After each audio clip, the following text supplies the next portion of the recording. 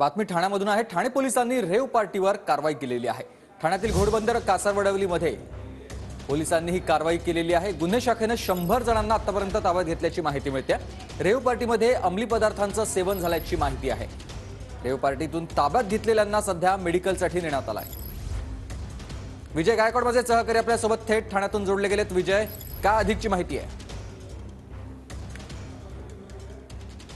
सुमित, बरोबर आहे की ज्या ठिकाणी या सर्व ज्या रेव पार्टीमधल्या जे मुलं होते, तरुण होते, जे नशा करत होते, त्यांना ताब्यात घेतलेलं आहे। आणि आत्ता जर आपण बघितलं तर या ठिकाणी ठाण्याच्या सिव्हिल रुग्णालयामध्ये या सर्वांची मेडिकल चेकअपसाठी यांना आणलेलं आहे।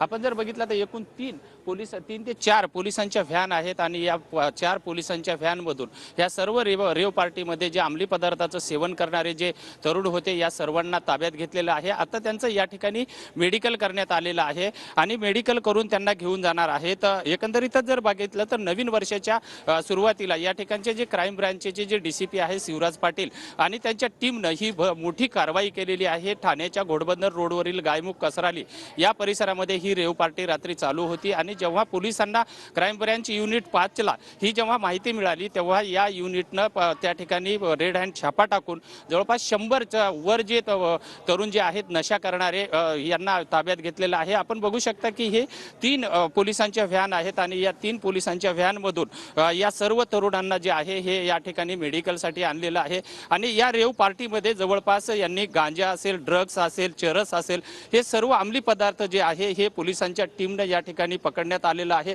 ठाणे पोलिसांची ही नवीन वर्षाच्या पार्श्वभूमीवरती सर्वात मोठी कारवाई म्हणायला हरकत नाहीये। डीसीपी शिवराज पाटील यांच्या नेतृत्वाखाली ही जी कारवाई आहे ही कारवाई पूर्ण करण्यात आलेली आहे। हे जे तरुण जे आहेत हे सर्व आपण जर बघितलं तर हे जवळपास हाय प्रोफाईल घरामधले अनेक तरुण आहेत।